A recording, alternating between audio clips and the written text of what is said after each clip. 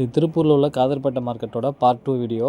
இந்த பார்ட் 2ல் நான் காதர்பேட்டையோட மொத்த விவரங்கள் எல்லாத்தையுமே நான் இதில் வந்து இதை பற்றி சொல்கிறேன், என்னங்கிறத சொல்கிறேன். வாங்க நம்ம மார்க்கெட்டை பார்க்க போகலாம். பார்க்க போகிறதுக்கு முன்னாடி ஒரு விஷயம் ஒன்றும் கிடையாது. நான் எந்த வீடியோலையுமே எனக்கு லைக் பண்ணுங்கள், சப்ஸ்கிரைப் பண்ணுங்கன்னு நான் சொன்னது கிடையாது. பட் வந்து எனக்கு ஒரே ஒரு ரிக்வெஸ்ட் என்னென்னா, இந்த வீடியோ மட்டும் ஷேர் பண்ணுங்கள். ஏன்னா நான் இங்கே என்ன பார்த்தீங்க அப்படின்னா, அங்கே நடக்கிற ஒவ்வொரு விஷயங்களையும் நான் ஒரிஜினலாக என்ன நடக்குது, இப்போ போனால் எப்படி நடக்குது அப்படிங்கிறத நான் எடுத்து உங்களுக்கு சொல்கிறேன். ஸோ அதனால் நான் வெறும் வாய்ஸ் மட்டும் தான் போகிறேன். ப்ளஸ் எடிட்டிங்கோ இல்லை எந்த ஒரு விஷயமும் நான் பண்ணுறது கிடையாது. வாய்ஸ் மட்டும் போகிறனால நிறைய பேருக்கு இது பிடிக்காம கூட இருக்கலாம். ஆனால் இதில் வந்து விஷயங்கள் நிறையா இருக்குது. நான் அங்கே போனதை ஒரிஜினலாக அங்கே என்ன நடக்குது அப்படிங்கிறத நான் எடுத்து போகிறேன். இதை பார்த்துட்டு போனீங்க அப்படின்னா உங்களுக்கு கொஞ்சம் ஹெல்ப்ஃபுல்லாக இருக்கும். அதனால தான் நான் உங்களுக்கு வாய்ஸ் அவுட் மட்டும் போட்டிருக்கேன். முடிஞ்ச அளவுக்கு இதை ஷேர் பண்ணுங்கள். முடிஞ்ச அளவுக்கு வீடியோட எண்ட் வரைக்கும் பாருங்கள். அது மட்டும் எனக்கு ரிக்வெஸ்ட் பண்ணி நான் உங்கள்கிட்ட கேட்டுக்கிறேன். மிச்சப்படி எந்த ஒரு லைக்கோ இல்லை ஷேரோ எதுவும் எனக்கு தேவையில்லை. நான் அதை நம்பி போடலை. பட்டு பணம் வருங்கிறதுக்காண்டி நான் இதை செய்யலை. என்னோடய மன ஆறுதலுக்காகவும் ஒரு சில விஷயங்களுக்காக தான் நான் இதை போட்டுட்ருக்கேன். ஸோ முடிஞ்ச அளவுக்கு எனக்கு சப்போர்ட் பண்ணி கொடுங்க. வாங்க நம்ம காதர்பேட்டை மார்க்கெட்டை பற்றி பார்க்க போவோம். இந்த ஃபுட்டேஜ் பார்த்திங்க அப்படின்னா நம்ம வந்து ஒரு 11:30 மணி அந்த ரேஞ்சுக்கு எடுத்தது. பாருங்கள், கூட்டம் வர ஆரம்பிச்சிருச்சு. இதை விட டபுள் மடங்கு கூட்டம் இருக்கும். அங்கேருந்து நான் போன இடம் நான் ஃபஸ்ட்டு காமிச்சேன் பாருங்கள். வெறும் எம்டியாக தான் இருந்துச்சு அந்த இடத்துல. பாருங்களேன் எவ்வளோ பேர் வராங்க, எவ்வளோ பேர் போகிறாங்கன்னு. கிட்டத்தட்ட உள்ளே நுழையவே முடியாதுங்க. கிட்டத்தட்ட இந்த ஃபெஸ்டிவல் டயத்துலலாம் வாய்ப்பே இல்லைங்க. உள்ளேயே நுழைய முடியாது. அந்தளவுக்கு கூட்டமாக இருக்கும். கிட்டத்தட்ட ஓல்டு பஸ் ஸ்டாண்டில் இறங்கி நீங்கள் ஏதாச்சும் போட்டு அங்கிட்டு போய் டீ குடிக்கணுன்னா கூட அந்தளவுக்கு கூட்டமாக இருக்கும். ஏன்னா இங்கே 80% பேர் வந்து நீங்கள் தொழிலில் நம்பி வந்தவங்க, வெளியிலேருந்து வந்தவங்க அப்படிங்கிற மாதிரி தான் இங்கே நிறைய பேர் இருப்பாங்க. பாருங்களேன் எவ்வளோ கூட்டம் இருக்குன்னு. ஒவ்வொரு கடையிலையுமே அவ்வளோ கூட்டம் நிற்குங்க. கிட்டத்தட்ட நீங்கள் எடுக்கிறதே ரொம்ப கஷ்டமாக இருக்கும். ஃபெஸ்டிவல் டயத்துலாம் ரொம்ப கஷ்டமாக இருக்கும் இந்த ரோட்டுக்குள்ளே போகிறதுக்கு. நார்மல் டயத்துலேயே நீங்கள் ஞாயிற்றுக்கிழமையிலேயே பார்த்தீங்கன்னா எவ்வளோ கூட்டம் இருக்குது பாருங்களேன். இங்கேருந்து அந்த தலை கடைசி வரைக்கும் தெரியுது பாருங்கள். நார்மல் டயத்தில் அவ்வளோ கூட்டம் இருக்கும். பட் ஃபெஸ்டிவல் டயத்தில் இங்கே ரொம்ப ரேரு. ஃபெஸ்டிவல் டயத்தில் நீங்கள் போகிறீங்க அப்படின்னா கொஞ்சம் முன்னாடியே ஒரு 1 மந்த் முன்னாடியே போய் எடுத்து வந்துருங்க. அப்போயே கூட்டம் இருக்கும். இருந்தாலும் நீங்கள் 1 மந்த் முன்னாடியே போய் எடுத்து வந்தீங்கன்னா உங்களுக்கு கொஞ்சம் ஈஸியாக நீங்கள் எடுத்துகிட்டு வந்துடலாம். பட் ஃபேமிலியாக போகிறவங்க கொஞ்சம் பார்த்து பத்திரமா போங்க. இங்கே கூட்டம் கொஞ்சம் அதிகமாக தான் இருக்கும். வீடியோவில் காமிக்கிறத விட ஒரு 2 மடங்கு கூட்டம் அதிகமாக தான் இருக்கும். ஏன்னா இது வந்து இயர்லியாக எடுத்தனால கூட்டம் அந்தளவுக்கு தெரியல. ஒரு மதியானத்துக்கு மேலே ஈவினிங்லாம் போயிட்டிங்கன்னா உள்ளேயே நுழைய முடியாது. ரொம்ப கசகசன்னு அந்த மாதிரி கூட்டம் ஏறிடும். இங்கே நீங்கள் போகிற வழியில், அதாவது இந்த ஓல்டு பஸ் ஸ்டாண்ட் சொன்ன பாருங்கள், அந்த ஓல்டு பஸ் ஸ்டாண்ட்லேருந்து நீங்கள் நடந்து வந்தீங்கன்னா நல்லது. ஏன் சொல்கிறேன் அப்படின்னா, ஓல்டு பஸ் ஸ்டாண்ட்லேருந்தே கடை ஸ்டார்ட் ஆகிட்டுருக்கு. அங்கேருந்தே மார்க்கெட் ஸ்டார்ட் ஆகும். பட் இந்த மார்க்கெட்டுன்னு தனியாக வச்சுருக்காங்க. பட் இந்த மார்க்கெட்டை நம்பி போகிறவங்க இங்கேருந்து போனீங்க அப்படின்னா நிறைய பொருட்கள் அங்கேருந்து வாங்கிட்டு போகலாம். ஏன்னா அவ்வளோ பொருள் வந்து அந்த வர வழியிலையுமே வச்சுருப்பாங்க. நிறைய விஷயங்கள், செருப்புலேருந்து கண்ணாடியிலேருந்து என்னென்ன விஷயங்கள் கிடைக்குமோ எல்லாமே இந்த மார்க்கெட்டில் கிடைக்கும். பட் வந்து இங்கே மெயினாக இந்த காதர்பேட்டை உள்ளே வந்துட்டிங்க அப்படின்னா வெறும் ட்ரெஸ்ஸு மட்டும் தான் இருக்கும். நீங்கள் வர்ற வழியில் பார்த்தீங்க அப்படின்னா ஒரு சில செப்பல்ஸு, பட் என்ன பொருள் வாங்கணுமோ எல்லாமே இருக்குது. அந்த 10 ரூபா பொருள், 20 ரூபா பொருள், திருப்பூர் காட்டன், அது மாதிரி நிறைய விஷயங்கள் நீங்கள் வர வழியில் நிறையா இருக்குது. பட் இந்த மார்க்கெட்டு உள்ளே போயிட்டிங்கன்னா வெறும் ட்ரெஸ்ஸு மட்டும்தான். காதர்பேட்டை மார்க்கெட் என்ட்ரு ஆகிட்டிங்க அப்படின்னா அந்த பார்க்கை தாண்டிட்டிங்க அப்படின்னா ஃபுல்லாக ட்ரெஸ்ஸு மட்டும் தான் இருக்கும். ஸோ ட்ரெஸ்ஸு மட்டும் தான் நீங்கள் பர்ச்சேஸ் பண்ண முடியும்.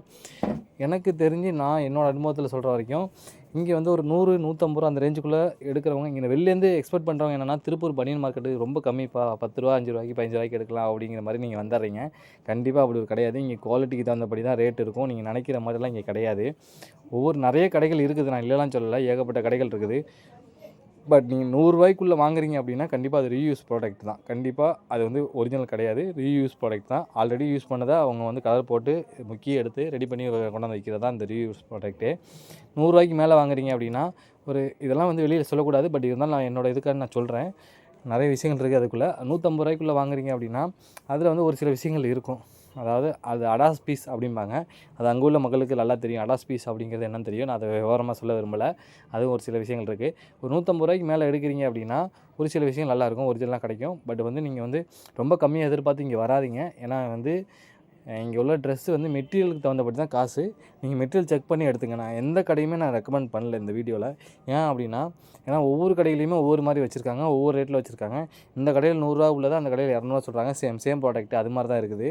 ஸோ நான் எதையுமே நான் வந்து இந்த கடையில் போய் எடுங்க, இந்த கடையில் போய் இந்த வாங்கிங்க அப்படின்னு ஏன்னா சொல்லலை. ஏன் சொல்லலை அப்படின்னா, ஒவ்வொரு கடையிலையும் ஒவ்வொரு ரேட் இருக்காங்க. நீங்கள் வந்தீங்க அப்படின்னா கண்டிப்பாக ஒரு 10 கடையை மேலே ஏறி இறங்கி அதில் என்னென்ன விஷயங்கள் இருக்குது அப்படி தெரிஞ்சுக்கிட்டு அதுக்கப்புறமா நீங்கள் பர்ச்சேஸ் பண்ண ஆரம்பிங்க. போனோடனே எடுத்தோடனே இந்த கடையில் நல்லா இருக்குப்பா குவாலிட்டி, அப்படி எடுத்துருவோம் அப்படிங்கிற மாதிரி எடுத்துடாதீங்க. அதே குவாலிட்டி வேறு கடையில் கம்மியாக கிடைக்கலாம். கண்டிப்பாக முடிஞ்ச அளவுக்கு போகிறவங்க ஒரு 4-5 கடை ஏறி பார்த்துட்டு அதுக்கப்புறம் நீங்கள் பர்ச்சேஸ் பண்ண ஆரம்பிங்க. ஏன் சொல்கிறேன்னு பார்த்தீங்கன்னா, இங்கே ஆயிரக்கணக்கான கடைகள் இருக்குது. ஒவ்வொரு சின்ன சின்ன சந்துக்குள்ளேயும் ஒவ்வொரு இதுக்குள்ளேயும் ஆயிரக்கணக்கான கடைகள் இருக்குது. நிறைய ஸ்டால் போட்டிருக்காங்க. நீங்கள் ஒவ்வொரு கடையிலையும் பார்த்து ஏறி இறங்கிட்டு என்ன ரேட்டு, என்ன குவாலிட்டி அப்படிங்கிறத பார்த்து செக் பண்ணி எடுத்துக்கோங்க. ஏன்னா அந்த மாதிரி விஷயங்கள் தான் நிறையா இங்கே இருக்குது. இங்கே வந்து நீங்கள் 10 ரூபாயிலேருந்து நீங்கள் 10 லட்சம் 10,000 ரூபா வரைக்கும் நீங்கள் வாங்கலாம். சாரி 10 லட்சம் இல்லை, 10,000 ரூபா 10 லட்சம் கூட இங்கே ப்ராடக்ட் இருக்குது, அதெல்லாம் ஒன்றும் இல்லை. ஏன்னா 10 லட்ச ரூபாய்க்கு நீங்கள் வாங்கலாம், 20 லட்ச ரூபாய் எவ்வளோ வேணால் நீங்கள் வாங்கிக்கலாம். ஆனால் 10 ரூபாயிலேருந்து இங்கே ஸ்டார்ட் ஆகுது. நீங்கள் 10 ரூபாய்க்கு மேலே நீங்கள் என்னனாலும் எடுத்துக்கலாம். சின்ன பிள்ளைங்க ட்ரெஸ்ஸு, அந்த ட்ராயர் அது மாதிரி உள்ளதெல்லாம் 10 ரூபாய்க்கு சின்ன பிள்ளைங்களுக்கு உள்ளதெல்லாம் இங்கே ஸ்டார்ட் பண்ணி விற்கிறாங்க. பட் நீங்கள் குவாலிட்டி கம்மியாக எடுக்கிறீங்க அப்படின்னா நீங்கள் போய் வீட்டில் ஒரு ஸ்டிச்சிங் போட்டு நீங்கள் யூஸ் பண்ணிங்க அப்படின்னா ஒரு சில விஷயங்கள் தாங்கும். ஆனால் எல்லாமே தாங்க நான் கேரண்டி சொல்ல முடியாது. ஒரு சில விஷயங்கள் தாங்கும். முடிஞ்ச அளவுக்கு நீங்கள் வர்றவங்க இங்கே மெயினாக உள்ளது பனியன், ஜட்டி, ப்ளஸ் வந்து டிஷர்ட்டு, லோயரு, ஷார்ட்ஸு இது மாதிரி விஷயங்கள் தான் இங்கே வந்து அதிகமாக கிடைக்கும். இங்கே வந்து நீங்கள் இந்த பாருங்களேன், தனியாகவும் கட்டில் போட்டு வச்சு ஸ்டால் போட்டு வச்சுருப்பாங்க. கட்டிலையும் வச்சுருப்பாங்க. பட் ஷாப்பும் நிறையா இருக்கும். அங்கே உள்ள ஷாப்புமே நிறையா இருக்குது. காதர்பேட்டை மார்க்கெட்டுங்கிறது அங்கே கிட்டத்தட்ட ஒரு 200, 300 கடை இருக்குது. அது அந்த மார்க்கெட்டுக்கு உள்ளே உள்ள கடை தான். அது எப்போனாலும் இருக்கும். நீங்கள் எப்போ போனாலும் எடுத்துக்கலாம். அதுக்குள்ளே பார்த்தீங்கன்னா ஒவ்வொரு ரேட் இருப்பாங்க. அதுவுமே வந்து ரேட் விஷயம் தான் ரொம்ப டிஃப்ரெண்ட் ஆகும். இங்கே வெளில எடுக்கிறதுக்கும் உள்ளே எடுக்கிறதுக்கும் ரேட்டு ரொம்ப வித்தியாசம் ஆகும். அது மாதிரி நிறையா இருக்குது. நான் எந்த கடையுமே மென்ஷன் பண்ணி சொல்லலை. நீங்கள் கண்டிப்பாக 4-5 கடையை ஏறி பார்த்துட்டு அதுக்கப்புறம் நீங்கள் வாங்கிங்க. உங்களுக்கு பிடிச்ச இடத்துல வாங்கிங்க. பாருங்கள் இப்போயே எவ்வளோ பைக்கு எவ்வளோ இது இருக்குது அப்படின்ட்டு. அவ்வளோ க்ரௌடு தான் அங்கே. இப்போ நான் ஒரு 11 மணிக்கு அந்த ரேஞ்சுக்கு இடத்துனால க்ரௌடு இல்லை. ஏன்னா வெயில் கொஞ்சம் அதிகமாக இருந்துச்சு இந்த வாட்டி. அதனால் க்ரௌடு அதிகமாக இல்லை. சாயந்தர டைம்லாம் பார்த்தீங்க அப்படின்னா கூட்டம் அள்ளும். அங்கே எங்கே அவ்வளோ கூட்டம் நிற்பாங்க.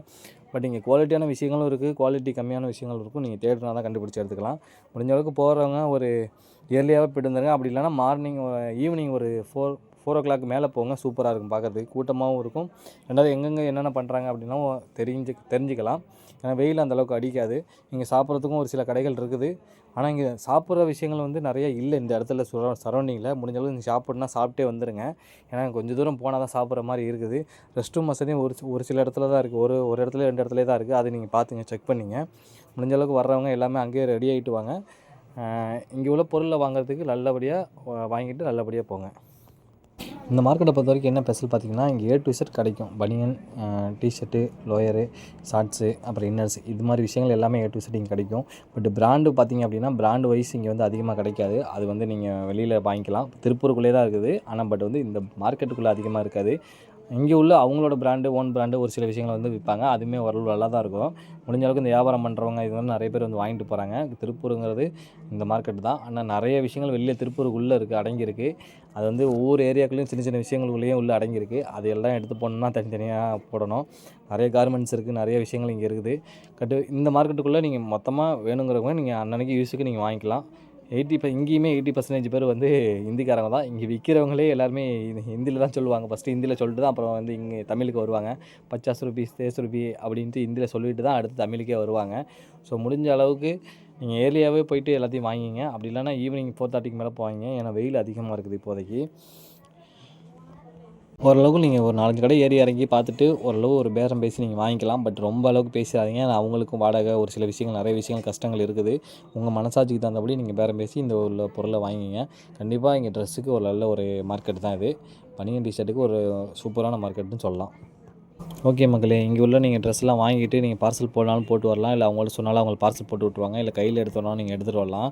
இங்கே என்ன பார்த்தீங்கன்னா பஸ் ஸ்டாண்ட் 2ஆக ஸ்ப்ளிட் பண்ணி வச்சுருக்காங்க. Old bus stand, new bus stand அப்படின்னு 2 தான் பிரித்து வச்சுருக்காங்க. நீங்கள் பர்ச்சேஸ் பண்ணிவிட்டு நீங்கள் பஸ்ஸில் தான் ஏறி போகணும் அப்படின்னா இந்த தேனி, நாமக்கல், சேலம் இந்த மாதிரி ஒரு சில விஷயங்கள் வந்து ஓல்டு பஸ் ஸ்டாண்ட்லேருந்து போகலாம்.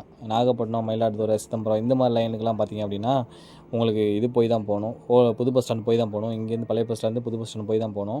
ஸோ முடிஞ்ச அளவுக்கு வாங்கிட்டு நீங்கள் பார்சல் போட்டு விட்ற மாதிரி பார்த்துங்க. ஏன்னா பஸ்ஸில் அவ்வளோ தூரம் எடுத்துகிட்டு போகிறதுங்கிறது ரொம்ப சிரமம். ஒரு கேரி பேக்னால் பிரச்சனை கிடையாது. ஒரு கம்பு பையில் எடுத்து போகிறீங்க அப்படின்னா பிரச்சனை கிடையாது. நிறைய எடுக்கிறீங்க அப்படின்னா பார்சல் போட்டு விட்டு போயிடுங்க. ஏன்னா அதான் உங்களுக்கு சேஃபு.